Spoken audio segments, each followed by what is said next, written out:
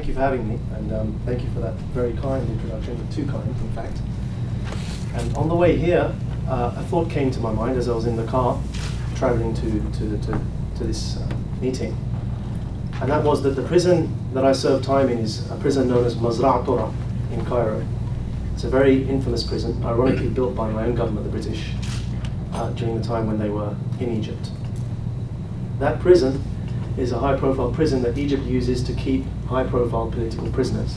So it's no surprise that whilst I was there, the assassins of Sadat, those who weren't executed, two of them were also with me in prison, as well as some founders of some of the Egypt's largest former terrorist organizations, such as Al-Jama'ah al-Islamiyya.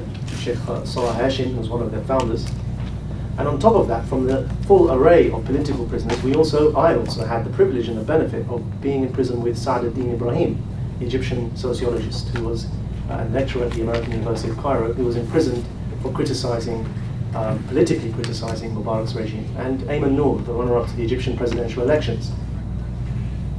But the thought that came to my mind was the history of this prison. This prison is where Sayyid Qutb served time, wherein he wrote Milestones. And one of the chaps, gentlemen, men that I was with in prison, forgive my English phrases, was a man by the name of Dr. Muhammad al-Badi'a. Now this man he's very old. He's on the leadership committee of the Brotherhood, Maktabat al-Irshad as they call it.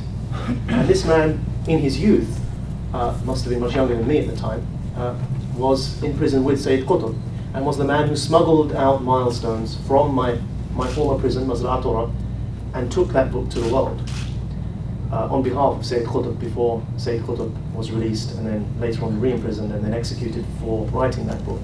Now, you probably all know, I'm speaking to uninformed, a very learned audience on these subjects, that Milestones is the Das Kapital for jihadism. I, time and time again, have put it on the record that Milestones is not the Das Kapital for Islamism, the precursor to jihadism. Jihadism is a tactic, Islamism is the ideology. Terrorism, in other words, is a tactic of an ideology.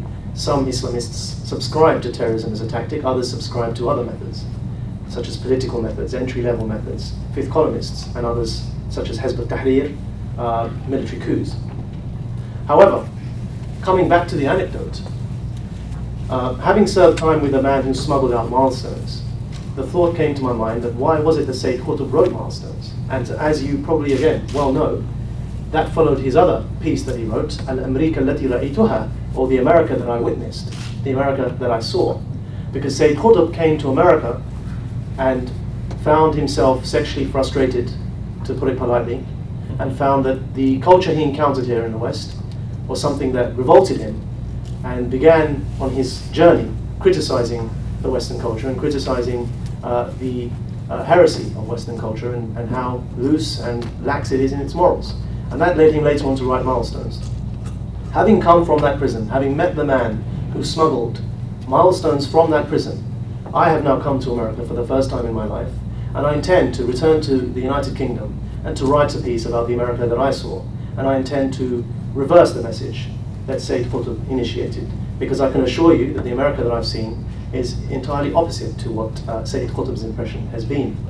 And despite the fact that I'm in, some of you may know, I have my federal company with me, my escorts. They've been very polite, they've been very civil, they've been very courteous, and I have absolutely no complaint against the gentlemen that are with me and showing me around.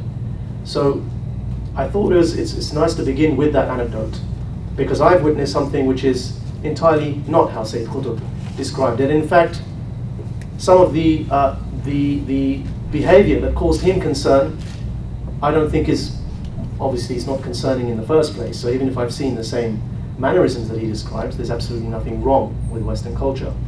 And our mission at the Quilliam Foundation is to amplify that message that Islam is perfectly compatible as a faith, as a religion, with Western culture. And how do we go about propagating and popularizing that notion that there is absolutely no contradiction between Islam as a faith and Western culture? And that is our mission statement. That is our raison d'etre. It's to refute the Islamist paradigms, is to refute the Islamist premise that Islam is incompatible with Western culture, and it's to provide a counter-narrative to the Islamist narrative, and to demonstrate, in fact, that the problem lies in the Islamist narrative itself, and and then to also help and encourage and facilitate the development of a Western Islam, an indigenous Western Islam that is at home in the West, me coming from the UK, a British Islam that has arisen from British people, active Muslims, born and raised in those isles, who have developed their own understanding of their faith. Because up until now, the understanding of Islam that Muslims who have been born and raised for the third generation in the West, sadly, the understanding of Islam that they are getting is coming from foreign preachers, which is obviously affected by the culture of the host country that preacher comes from. And we've identified that as one of the problems. So I intend fully to write, as I said, about this when I return, and to say and to put it on the record that your country is a great place, it's a great country, and thank you for having me.